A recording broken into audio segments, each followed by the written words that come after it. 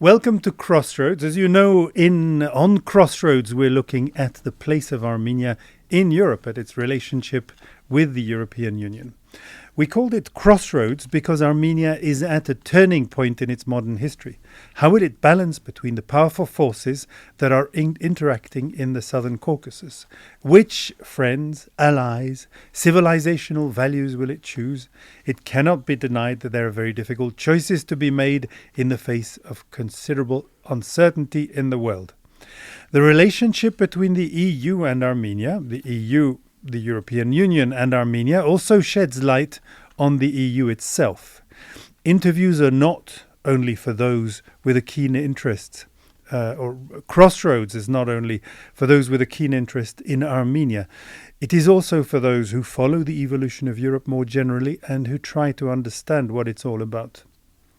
Our discussions are starting in Armenia, and later on we'll move on to the center of the EU. We'll be in Brussels and in other places to interview decision makers there. Here in Armenia, I'm speaking to some of those involved in the public debate on the relationship between the EU and Armenia, to help us understand the ins and outs of the relationship. And I am delighted to turn today to someone who has an expert perspective on this relationship, an expert perspective that is both knowledgeable and critical, and also someone who has roots in Europe and in the diaspora. Anahide Pilibossian. Anahide, welcome. Thank you, Nicolas. Anahide, you're the Vice President of Strategy and Development at APRI Armenia. APRI is a think tank in Armenia. I think it's a probably Armenia's prominent think tank these days. It has been in existence for 3 years now? That's right. Right. But before that, you worked for BlackRock, I see. Mm-hmm. Is that EMEA is Europe and Middle East? And Africa. In their public affairs team, so you're very experienced in the field of public policy and public affairs. You also studied in the UK at the London School of Economics. Mm-hmm. But as I said, you were born in France, and you're of the large Armenian community in France originally, and you later repatriated to Armenia. So let me first ask you about APRI and about its work in connection with the EU. Can you explain the sort of things that a think tank such as APRI does, and what effect you expect from this work on policy? And I'm asking because the work of a think tank isn't always very clear to people who aren't familiar with it. What's the point of it? Of course. So think tanks generally are institutions that provide evidence-based research with policy recommendations, to end up with policy recommendations. And it is some sort of hybrid institution where you have research that must be solid, as it can be in universities, but this research must be anchored in a policy context to make it relevant to the governments, because the ultimate purpose is through insights to sort of contribute to the thinking of policymakers. And this is what we try to do with our EU-Armenia report. That was our very first report that we published at the beginning of last year in 2024. We did research at the end of 2023 in collaboration with the German foundation Heinrich Böll Stiftung. We interviewed several stakeholders and did our, analysis. And then we came up with conclusions on where the relationship is and where it can go, with concrete recommendations to the Armenian government and to the EU. So you asked me what's the effect of a think tank's activities, or even ours. And I would say we try to make as available as possible our policy recommendations to our target audience. And I was very pleased when I met a couple of weeks ago a very senior diplomat from a member state based here, who told me that they still keep the EU-Armenia report that we produced as a guidance when engaging with, the Armenian government on EU-Armenia relations. It has lost a bit of its relevance because a lot has happened since we published it, but nevertheless, there's a lot of recommendations on, and that is inspiring still decision makers to sort of shape the relationship between the EU and Armenia. So what did this report say about the EU relationship with Armenia? It said that back then it was more of a patchwork. We called it an institutional patchwork made of 3 big chunks. You have the bilateral agreement called CEPA, Comprehensive and Enhanced Partnership Agreement, and you have the Eastern Partnership, which is a collective framework between Europe and some of its eastern neighbors, including Armenia and the other South Caucasus countries. And then you had the added layer with security that is not really institutionalized, but it was a patchwork at that time, and now it has changed. Uh-huh. So if you ask me how would you describe the relationship now, I would say the key word is partnership. It's not very inspiring perhaps, but of course it's the name of the agreement in CEPA. It's part also of the Eastern Partnership. And isn't there a new partnership agenda coming up as well? Indeed. Yes. And this document is going to be, as I understand, a high-level document that is upgrading what already exists. And when we say partnership, it's not simply because you have this word in the 3 big documents or, concepts I just mentioned. There is, as we are a member of the dialogue between Armenian stakeholders and EU stakeholders, we really see a growing appreciation of each other and a very positive dialogue going on. And this was especially happening last year in 2024. I think it is fair to say that the EU was the most active diplomatic partner of Armenia. They've been working on the new partnership agenda. Sorry, the most active diplomatic partner? For Armenia. Oh, yes, I see. Yes. So the Armenian Ministry of Foreign Affairs has been the most active diplomatically with EU institutions. Right. That is my belief. Because, working on this new partnership agenda is very intense. And on top of that, you also had the beginning of the visa liberalization dialogue. And then you also had the European Peace Facility. And so you have a lot of lanes, if you like, open in the dialogue and the communication channels. And that's what makes it a partnership. That's what makes it a partnership, yes. And you said, so the situation has changed a lot since a year ago. Yes. Is that what you were referring to? It's somehow the momentum that has picked up? Yes. So after we had the ethnic cleansing in Nagorno-Karabakh in September 2023, chronologically, the EU made a statement, or the Council of MFAs, the Ministers of Foreign Affairs, issued a statement that they wanted to strengthen and deepen the relationship with Armenia. and so you had these layers of, engage or enhance partnership, in fact, happening from that, premise that the EU wanted to strengthen. So they decided to create this new partnership agenda. And then there was the visa liberalization going on. Armenia made a request for funding through the European Peace Facility, which was accepted. And we also already had the EU mission, So it's really, if you go back to 2022, I would say, there's been a lot happening with the EU here. Right. Mhm. And one of the things that's been happening here is this petition that gathered 60,000 signatures last September, October, I think.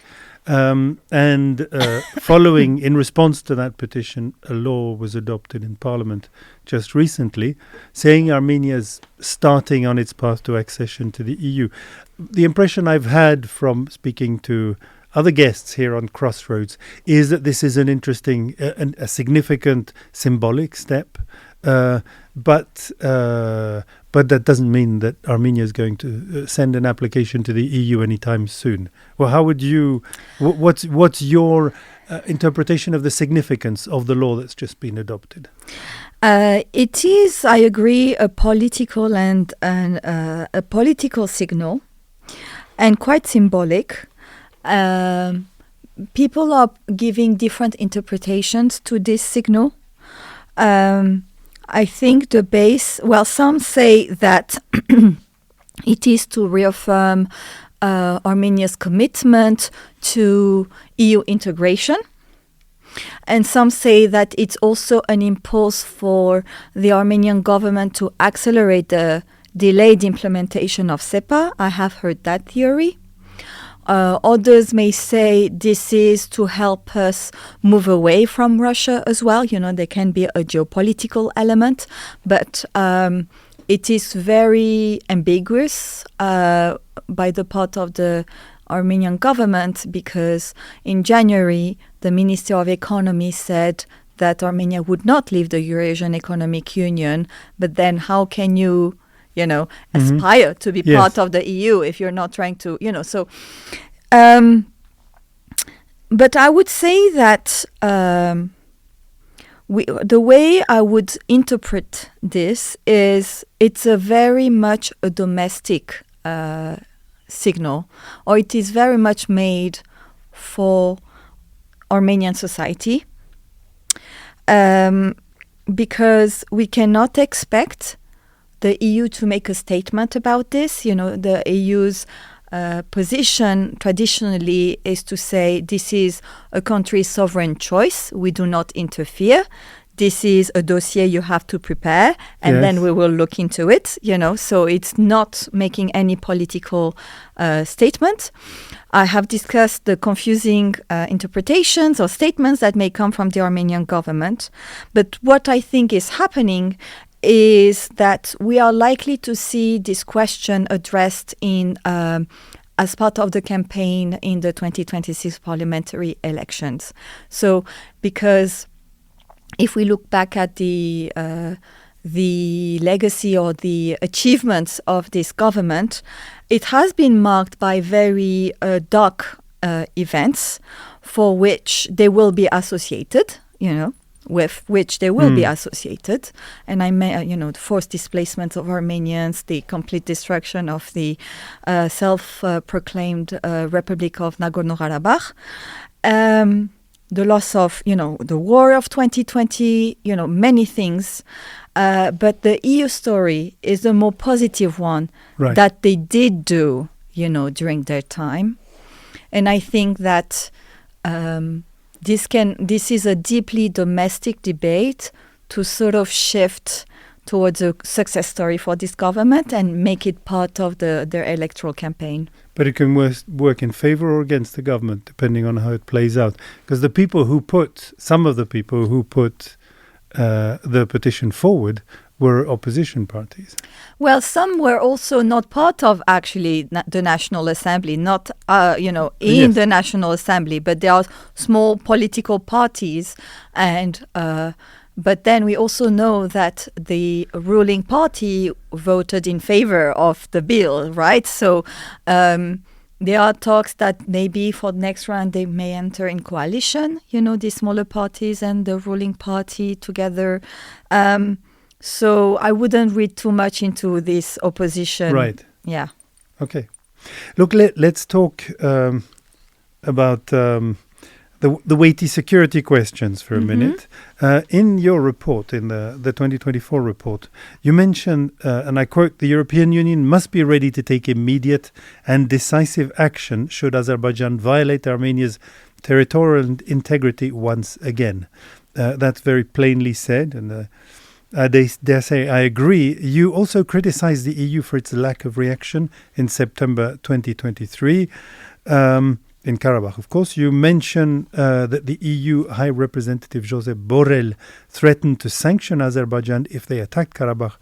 That is at the beginning of the fighting in September 2023, in the early days of the attack. And then he did nothing after the attack and after the ethnic cleansing had happened. So in the future, coming back to the phrase in your report that the EU must be prepared to take sanctions, what would such decisive action involve? And is your expectation realistic? How have conditions changed to make you think that the EU might actually sanction Azerbaijan should there be any further attacks? Because let's be clear, in case our audience isn't, the threat remains. The threat of war remains. That's right. There is still no peace treaty, and there are regularly serious tensions between the two countries. Yes, so we have been very critical of this. I would say the issue is we see a lot of goodwill and statements, but they are not followed by actions. And to go back to the particular statement by the then High Representative of the EU, it was made on the Thursday, the 21st of September 2023. 2 days into the attack. 2 days into, the attack during the blockade, And I believe I am paraphrasing very closely to the text when I say further deterioration of the situation will be met with serious consequences. And then on the Sunday, we had the Armenians starting to flee completely, Nagorno-Karabakh. We're having only about a dozen, I believe, of Armenians left there. Where are these consequences? And yet the further deterioration occurred, So what I mean is that the EU, we very much welcome the carrots of the EU, but we also would want to see the sticks. We cannot just rely on carrots on positive incentives, especially in this region. It has to be balanced with sticks. It's some sort of a golden thread, invisible golden thread of our report, the carrot and the sticks. Too much carrots, not enough sticks. Yes. Even in the case of Armenia. So what yes, the you're EU... very even-handed. You have a chapter on sticks for Armenia and sticks for Azerbaijan. That's right. Yes. Or lack of, yes. And so what can the EU do? And what is our role, also, is to really promote something that's realistic but also aspirational. Because if you do not ask for this, you may get this. But if I ask with a de minimis request, I'm likely not to have it either. So very concretely, what would be my recommendations, or the recommendations I make to the EU in case of further violation of Armenia's territorial integrity? Number one is to really impose conditionality in the trade and energy partnership agreement that the EU has with Azerbaijan. And I really believe that the EU, if it wants to, can use the economic leverage it has. Azerbaijan is only interested in the EU from an economic prism and a financial one. So this is where we have to focus on for the EU. I mean, we are talking about gas exports when you say gas economic. exports and generally, trade as well. Right. But yes. So one, conditionality in the ongoing agreement or any future agreement. Number two, I still believe in the threat of sanctions. Even if they don't happen, the threat of sanctions on the Aliyev clan or the oil and gas sector of Azerbaijan can hurt. Number three, and this is where it's very important, is the EU has to be very clear that it will reject using the middle corridor if a Zangezur corridor is established by force or the use of threat of force. I believe that it is a very strong message that the EU can send to Azerbaijan, that it is completely unacceptable to invade a neighbor and establish this, geopolitical corridor you want to have with your, enclave and exclave and Turkey. And have us invest in that sort of infrastructure when it has been done through military means.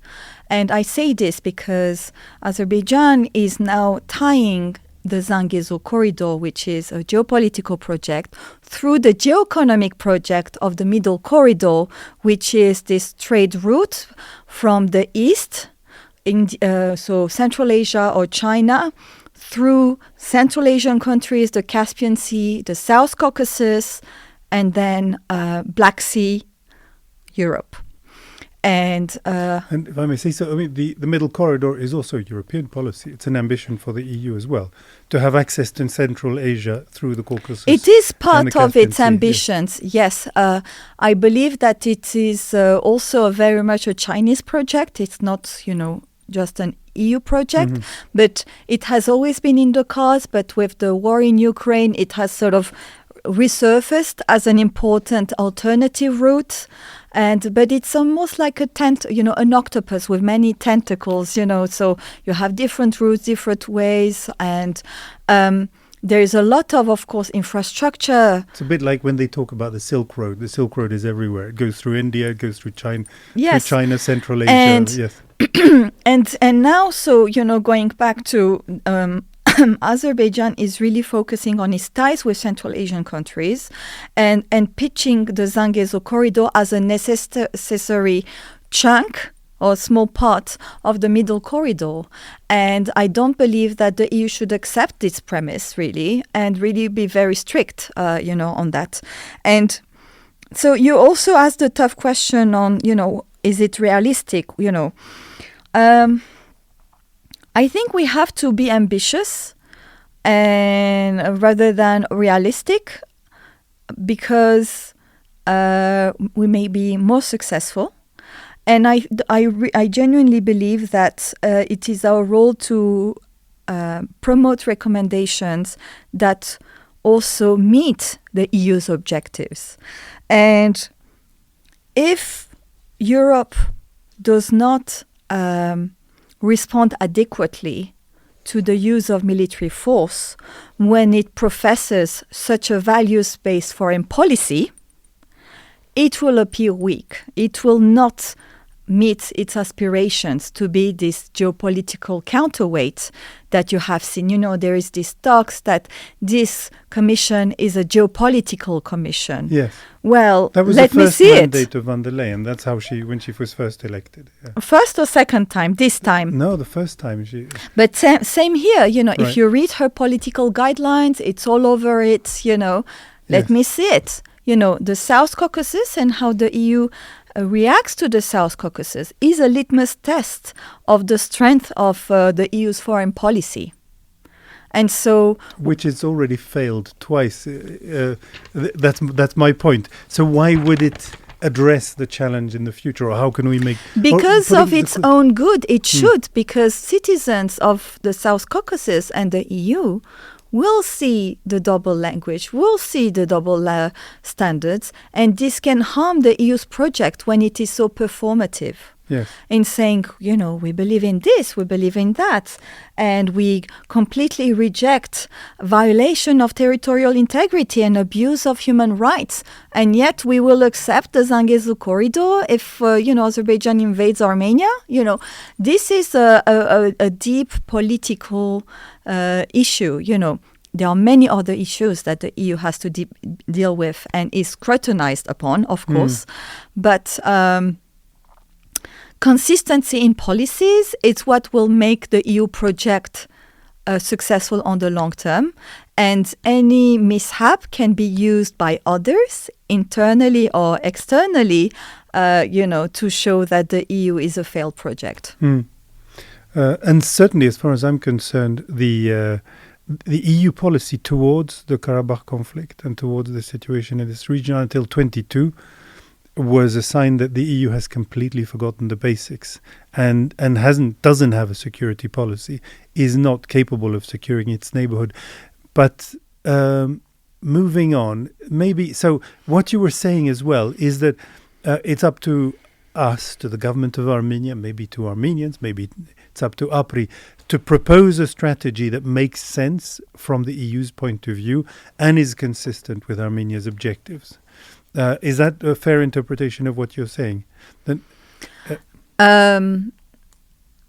I think that, yes, but not only, it's also our role, especially as Armenian think tanks, to engage more with European think tanks, on the South Caucasus and help them understand why it's this small region is so important. And I really believe it is, for anyone interested in geopolitics or international relations. It is the only region in the world where two of the most active and violent conflicts are connected. And I mean the war in Ukraine and the conflict in the Middle East, We will see the effects of both here because of the closeness both to Russia and to Iran. Mm-hmm. And so to respond to your question, yes, we have a role to play, but not alone. I think that it is really through track 1.5, track 2 dialogues and general engagement with European-based think tanks and other policy institutes that, we can support the EU make the right decisions for its own good. In your report, you also say the EU-Armenia relationship lacks a vision. Mm-hmm. That's not just specifically an Armenian vision, it's a joint vision, so to speak, a vision for the future of the relationship. What did you have in mind when you wrote this? So back then, what we could hear from the Armenian government was Armenia is ready to go as far as the EU is ready to go. Yes. And the EU was saying, it's up to you, Armenia, to tell me. It's not up to me. So there was some sort of lack of leadership in what drives the relationship. So, but this has changed, I would say. So Armenia has made it clear that its vision is to one day join the European Union. And when it comes to the EU, I believe it's more complicated, but there's been a wake-up call. So in 2023 and 2024, we did see a lack of clarity and a lot of inconsistencies on how the EU approached the South Caucasus. Sometimes it's values-based foreign policy, based on, democratic values, getting closer to the pseudo, emerging democratic countries. We saw what happened with Georgia. But then there was also this interest-based foreign policy by being very polite with Azerbaijan because they needed the gas and it was a reliable partner. But that's okay to replace what they think is a authoritarian regime with a smaller one, but still being dependent on it. Yes. So there was this inconsistency in the mission letter that Ursula von der Leyen sent to the Commissioner for Enlargement, Marta Kos. There is a mention for the Commissioner to design a consistent approach towards the South Caucasus, including on connectivity. And I do believe that this word consistent is actually an echo of what we have said, the inconsistency we highlighted in our report. We were not the only ones, of course. Others in Europe and in Georgia have also highlighted this. But that criticism has been heard, and this is good to see. So what can the EU do now? What would be, my take on the vision of the EU in the South Caucasus? It should leverage where it's good at, which is trade. And so leverage its economic diplomacy and really nurture this connectivity agenda that is a common agenda of the EU and also the South Caucasus countries. But really try to tie it to the European philosophy or the genesis of Europe, which was we made wars for centuries. We are exhausted. Let's create intra-regional economic project to achieve peace. Yes. And I think what the EU should do is really take that philosophy of creating economic projects between countries to achieve peace, and really tell the countries of the South Caucasus, if you want my support to have connectivity, make peace, create small economic projects together, and I will help you. So I think would be a very strong achievement for the EU. Right. Okay, so it would be a vision of peace and infrastructures and economic cooperation. Yes. So earlier on, to re-establish the connection with what you were saying earlier on. Earlier on, you were saying the EU should be clear that it will not invest in the middle corridor if the Zangezur corridor, as it has been called, is established by force by Azerbaijan. But the reverse is not true. If there is peace, then the EU is ready to invest and to promote that infrastructure. Yes. Carrot and sticks, yes. If there is peace and, of course, respect for each other's sovereignty and human rights and so on. Mm-hmm. Great. You talked a little bit about the reforms going on in Armenia earlier on. You talked a little bit about it today, a lot in your report. So a lot of the relationship has to do with reforms in Armenia. There are reforms of the legislation, of the administration, justice, and so on. And I'd like to ask you to explain what is in it for the EU. Why is the EU so keen to promote reforms in Armenia? Why are they part of deepening the relationship? Well, it's part of EU integration, and it's part of the typical package the EU has with, third countries. And so reforms are important because, the EU is a normative power, So normative in the sense legislation. Yes. And, so SEPA propels the signatory, that is Armenia, to undertake reforms aligned with the acquis communautaire, in certain aspects. But what we have realized throughout our research is that the SEPA agreement should have been implemented fully in 2021, but to this date, we still have big chunks that have not been implemented. Mm-hmm. So we are lagging behind. Which chunks? It is the governance, rule of law, and the judiciary one, more the civic reforms. Right. And civic, but pretty central to the functioning of a country. Indeed. And so what it has revealed is that there is a lack of capacities among the Armenian government to take on so much norms to sort of digest and then translate and then bring in an Armenian context. Right. Lack of capacities, skill set, and also a heavy dusty culture of hierarchy and institutional conservatism. And we actually did a follow-up report that we are putting the final touches on public administration reforms in Armenia, and that was inspired by this finding in our EU-Armenia report, right? That the lack of capacities in the Armenian government, or the ministries more exactly, are sort of restricting also the pace and the frequency and the depth of the EU-Armenia relationship. Right. So there is more to come on public administration reforms from APRI Armenia. Can you tell us already some of these suggestions you're going to make, or which direction it's going in? Because public administration, the problems, as we're leaving aside the tribunals here, but the inertia in the public administration is a very cultural problem, isn't it?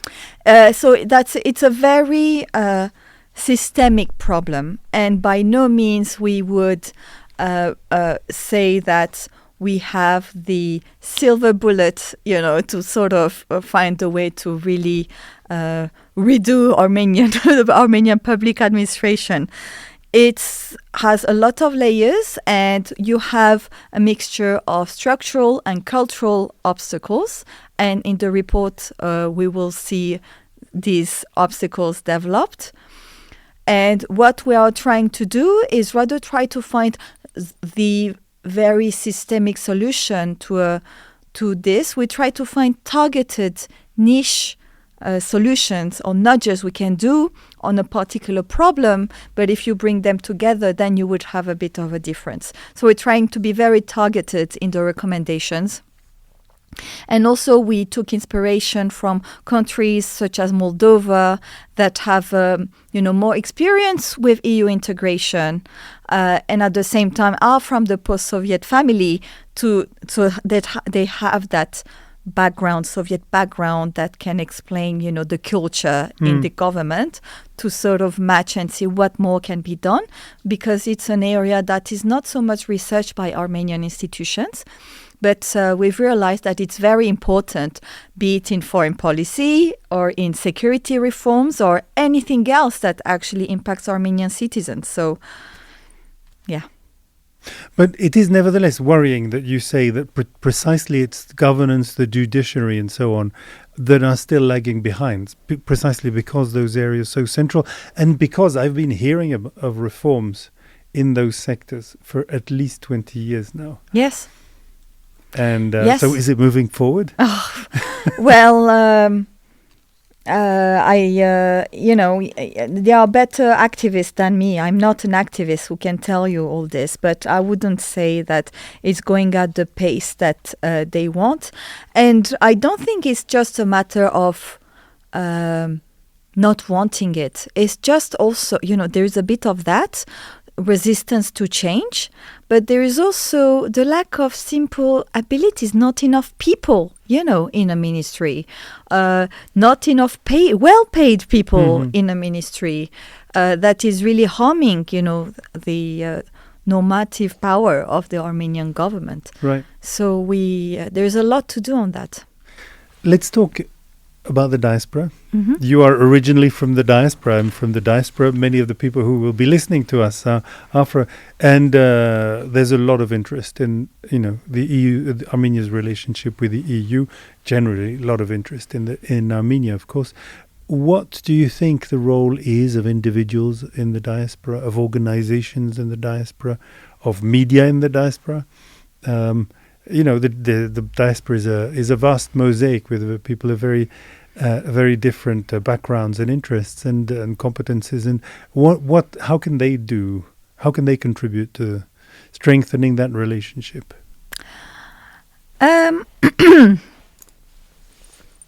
Invest in Armenia. Don't do philanthropy. Right. And don't be afraid to try to move, would be actually my take. And I believe that my story is a success story so far. I was, as you mentioned earlier, I moved from, a very prolific, dynamic job in London, in the city of London, to Yerevan. And I found a very good place to apply my skill set in a completely different context. And I use my knowledge of the EU, but in a geopolitical world, and it became very relevant because of the intensification of the dialogue. And so it is maybe something we shouldn't admit so loudly, but we have the privilege to have a passport that, can give us an escape route if we want one. And it's best to try rather than regret at the end of our life that we haven't tried. You mean the Armenian passport allows you to escape from the EU? No, what I mean is joking. that with a European pass, not yet, visa liberalization. But, so with your European passport, you can do something. And actually, but I would also say, of course, the diaspora, where it is, has an important role to play vis-à-vis the member states. And, and actually, I think that the member state ambassadors based in Armenia do talk about the Armenian communities and the importance of the Armenian constituencies in their home country. And some embassies did open an embassy here because of the diaspora in their home country. So they have an important role to play. So I would say, if you can, Armenian diaspora, wherever you are based, try to engage, with the ambassador to Armenia of your country. Try to make contact. There are websites, you can connect with them. They do go to the capitals often. You can try to make meetings, actually an event with them, and you will understand what's their agenda in Armenia. And as an informed citizen, you can make, decisions or civic decisions for the country where you live. Mm. And if I may say so, not just the ambassador. If there is an ambassador here for Belgium, for instance, it's because Armenians spoke to members of parliament and then to the minister, the foreign minister, and so on. And eventually there was sufficient interest that things evolved in the right direction. Yes. So, yes, it is an important asset. And I really want to stress again that even the embassies and therefore the MFAs, the Ministries of Foreign Affairs, acknowledge that the national diasporas can be an asset for both Armenia and for themselves, for the country. And so having that constructive dialogue is very important.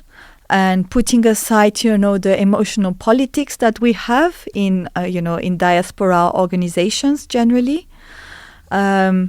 just to have a better understanding of what the priorities, what are the priorities of this embassy in Armenia, and understand that they would have different ones than, what Armenians would have in the diaspora, because, of course, they have a different agenda. But there are places where they can come together. For example, they can support diaspora-based entrepreneurs to have more trade in Armenia, and that can help EU-Armenia trade relations, for example. That's a very concrete thing that that can happen through that dialogue.